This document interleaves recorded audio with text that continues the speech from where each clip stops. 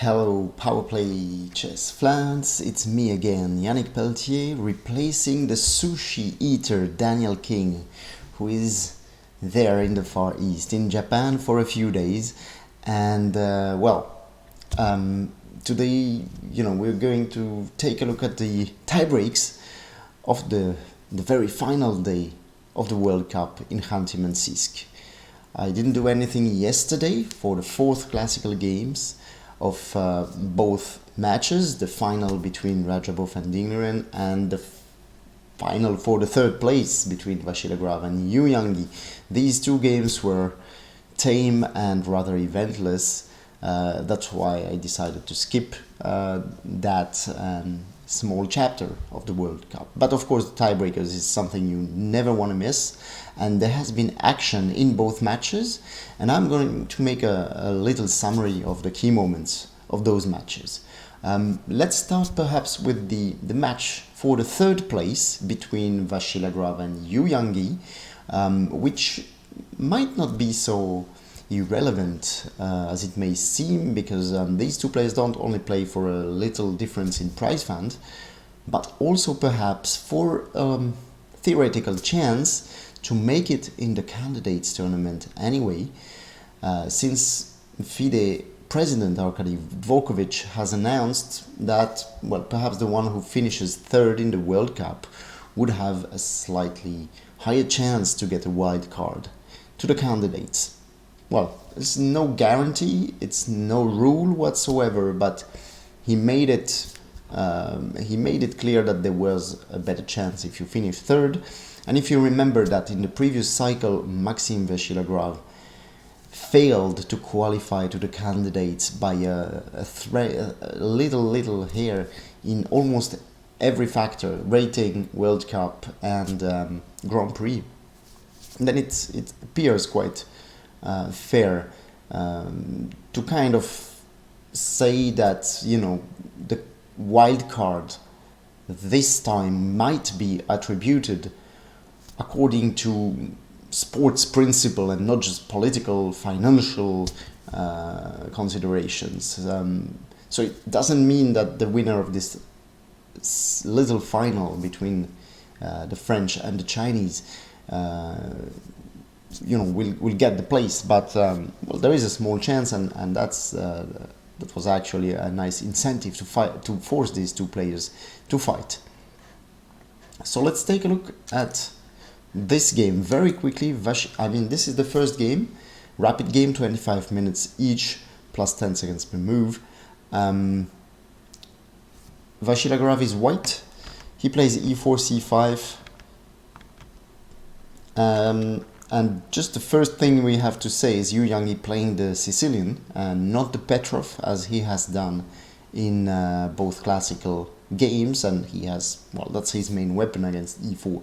He chooses c5, and perhaps a small counter surprise by the French player to go for this g3 line on move 3. No open Sicilian, or at least not yet. He can still play d4 later on, but at the moment g3 and bishop g2, knight f6 and queen e2, which kind of, doesn't really prevent d5, but after taking here, black cannot take back with the pawn. He has to take back with a piece, which is not quite what he wants, perhaps. Nothing serious yet, but here he decided to play bishop e7, which is a slightly odd choice, because after e5, knight d5, castle, white will very quickly come with d4 at some point, which explains that black wants to be first opening the center with d6, but here we're going to see that Vasilya played extremely accurately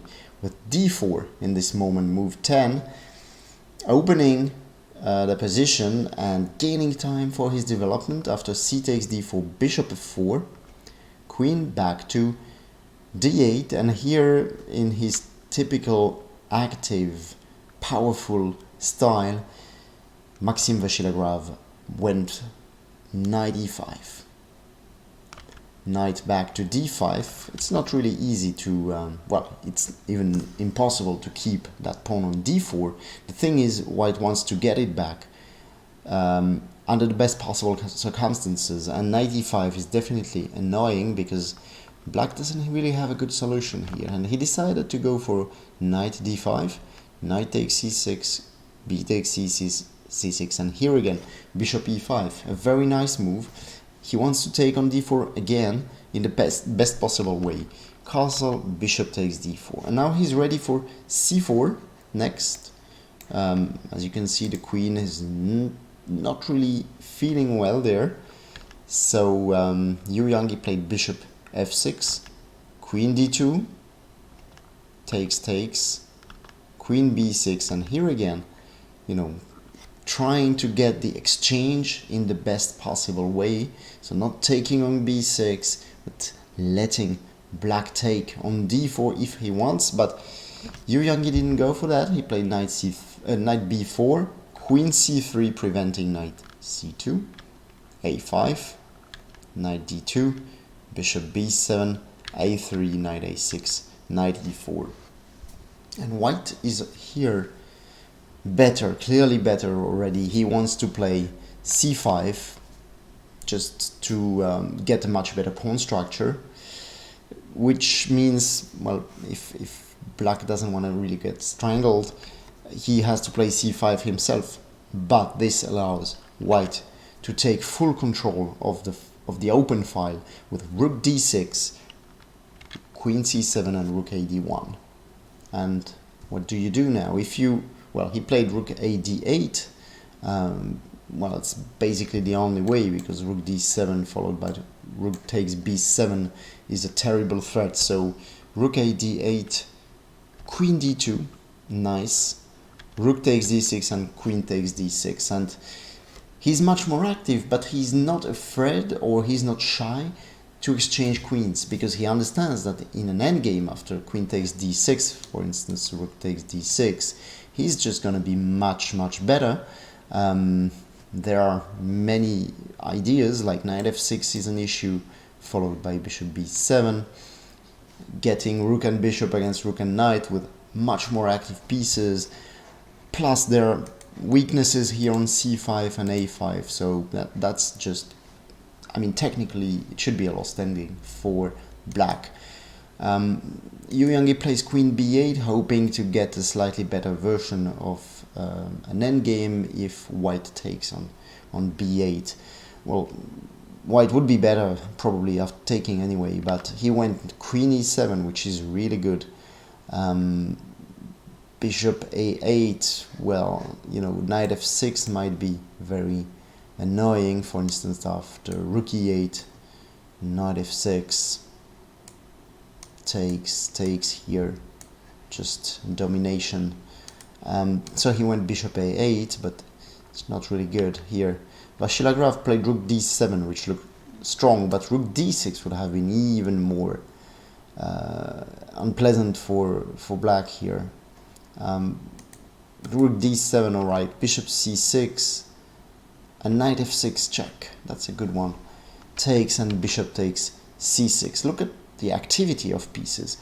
Queen, rook, bishop, just in the black camp, creating all sort of ideas, threats, polarizing the black pieces, which are on f8, b8, and knight on the rim, as we know it. So just, it's basically over, but of course you need to be accurate, and Vasilagravov did a good job here. Rook b7, queen e5, h4, and the moment he's given up a pawn, but doesn't really matter. King g7, king g2, slowly but surely. I mean, black cannot really do anything. h6, rook b5, and now is the time to collect pawns. So rook b5 taking a5, taking c5, those are issues, and black without remedy just had to give them both.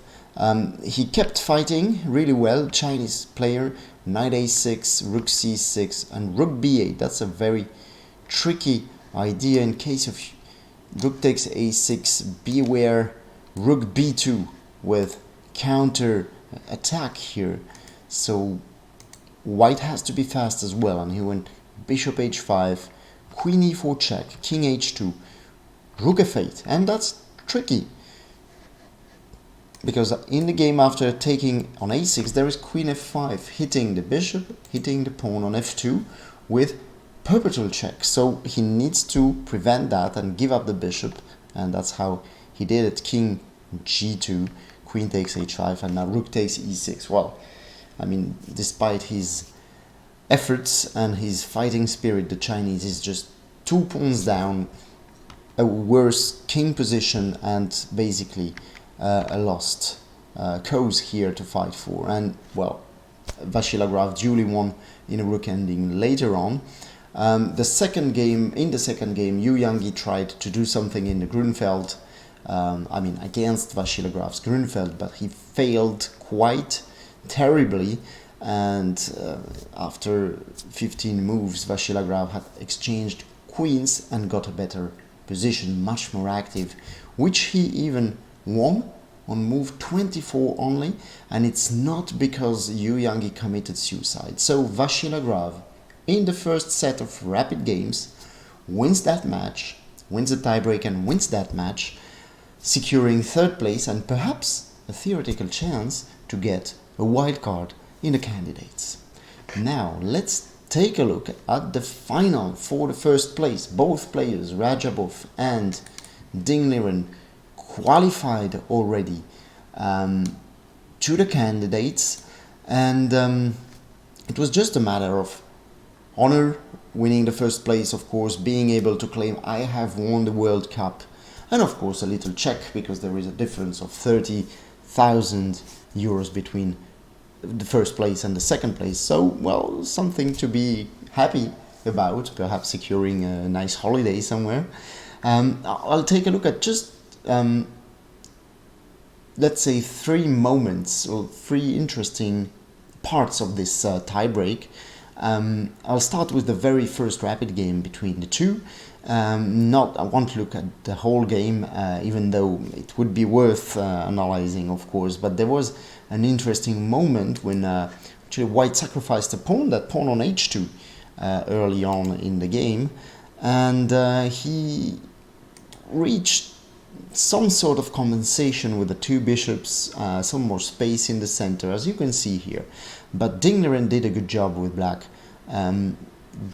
getting to this position and coordinating his pieces pretty well. I mean, he was deprived of his right of castling. You can see the king on h8 and the rook on h6, but all this is playing pretty well. And here Liren went h4, which is very good. He wants to play, well, I'm going to show you the next moves. Rook g1. He wants to play knight h5 and knight f4, hitting the queen, pushing the pawn, and this leads to a very strong attack for black. Bishop f1, knight f4, queen f3, and here, well, he could already have played h3. This would have been definitely dangerous and strong. But instead he went rook f6, queen e4, knight g6. Well, here again h3 would have been pretty strong. Rook b2, h3, takes on h3. Well, it doesn't look nice positionally, but it's clearly the best defense. But the rook f4 still, he has to, well, he doesn't have to. Queen h1 is a pretty sad move, but Radjabov was in severe time trouble here, and finding a defense when your king is open, when all black pieces are well placed, is not easy at all. And knight h4, rook e3, rook f5, rook b5, and here Radjabov made a mistake playing too quickly because, Liren made a mistake by playing too quickly with black. He had something like 5 or 6 minutes, and he could have taken his time to find a better way than e5.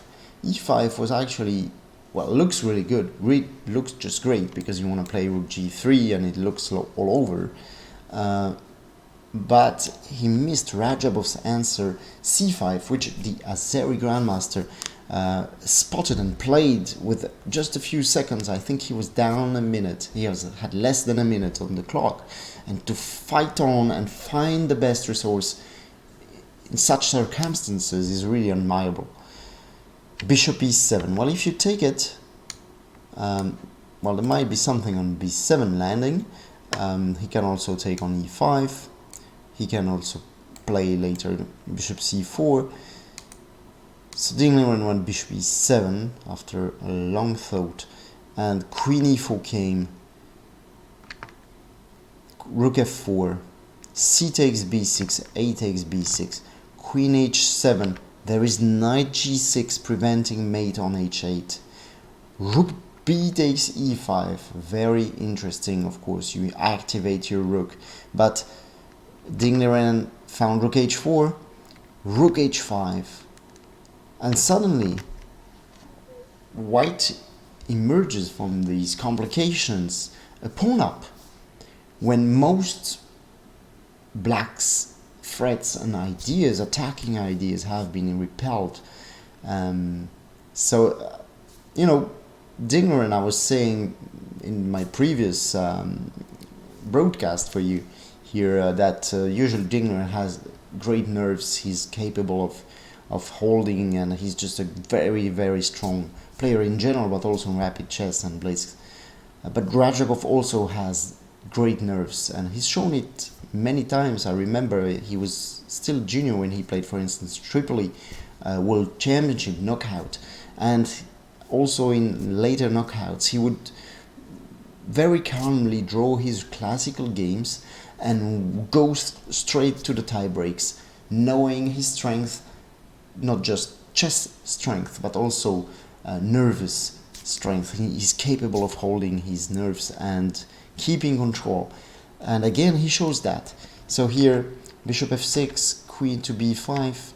I'm not going to show the game until the end, but look at the position, how it has changed. White is a pawn up, he's better, but Liren managed to hold. I think here came a mistake by Radjabov. He could have done something to keep his pawn or to try to improve his position, but instead of that he went d6 and queen f4, thinking he was going to win. But there was knight e8 and everything is protected. He's given up the pawn. This endgame is still slightly unpleasant for black due to the pair of bishops, but holdable, and Liren did hold it to a draw. There came another draw in the rapid games, in the second rapid game. Then the two sets of rapid games where both players had 10 minutes each plus increment also ended in draws, which were slightly more quiet, and we proceeded to the blitz games of that match. And here we are in Liren with white against Radjabov, and again I'm gonna jump. Well, it was a Catalan where white got perhaps very slight pull from the opening, but nothing too serious. And here we got to that position, which where white has a queen and a bishop against queen and knight. It is often said that queen and knight is a better pair of pieces when nothing else is on the board except pawns than queen and bishop, for the main reason that queen and knight do cooperate really well when they have to attack. And but this is basically the only situation where queen and knight are stronger than queen and bishop, because otherwise I can't really see really a drawback in having the bishop, especially in open positions. And here it seems, you know, white is threatening to take on a6, e4 is protected but can also be labeled a bit vulnerable. Well, you know, I was saying attacking chances, black may have some ideas like h4, things like this, but it's a blitz game, black to move, and Radjabov here went e3, which is an interesting practical try, because he destroys white's pawn structure and hopes to create weaknesses, vulnerabilities in the white castle. F takes e3, queen e6, threatening to take here, king f2, queen f5. Well, Liren could have repeated the position once at least and see later on, even though he didn't have too much time. So anyway, he went back with to f3 with his queen and queen e6, and here again he could have repeated, but instead of that he went e4, which is not a move I really like. On the other hand, I mean, if you want to play for a win, you probably have no choice but playing that one. So e4, keeping the pawn, g6, a very solid move, protecting h5 and allowing the knight to move away, which happens next move. King g1, I'm not convinced it's so good, but I mean, in blitz it's not easy. Knight e5, and suddenly look at the bishop here. Pretty sad. Blocked by his own pawn, but its own pawn, and well, I mean, black is doing all right. I mean, this e3 move by Radjabov was really clever, and here we have b4, queen d6, king f2, and knight c6, and suddenly b4 is under, I was going to say under threat, but it's almost under arrest because it's going to be lost. So that means b4 was probably a mistake here, and it should perhaps have played, well, hard to tell. King f2, queen f6 is a problem. I don't really know, and I have time. I'm under no pressure. Imagine in blitz. So you know, b4 understandable, but not really good, because after knight c6 you can't protect that pawn. I mean, he played queen c5, and here came the very strong move queen d4, check. He wants to take here. Well, perhaps he shouldn't take on, well, certainly almost he shouldn't take here. He should have moved his king. Well, he can't really go to f3 because of check, although it still should be checked whether black has something here.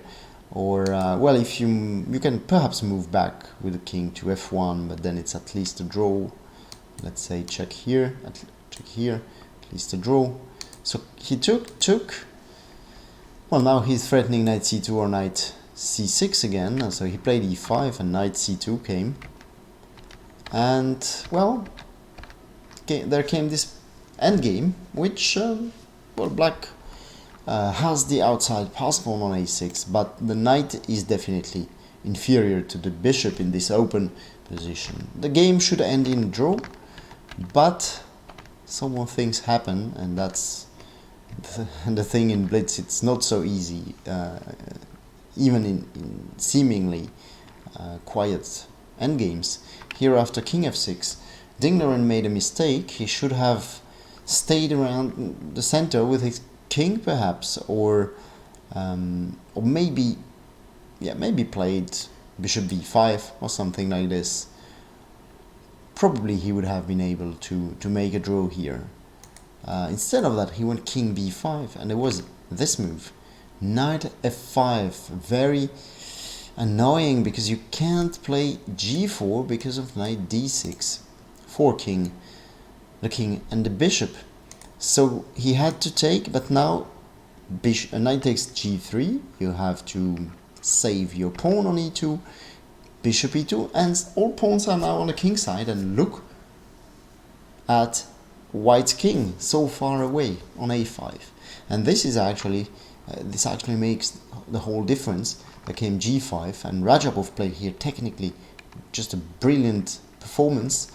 King b4, king e5, king c3, king f4, king d2, knight e4 check. That's a really nice little check, because it allows to go to g3 with the king, hitting the pawn on h3. If you win this pawn, it's over, so you have to protect it. And h4, e3, and knight f2, and eventually black takes that pawn on h3 with just decisive consequences for him. Bishop c6, h2, bishop b7 here. He played it really well. g3, bishop e8 check, just goes back to g2. But, you know, look at this. The knight controls these two squares, the pawn controls these squares, this one controls this square, of course. So the king is just stuck on f1, can't do anything, you can't touch these pawns. So for black it's just about coming and collecting e5. And that's what he did.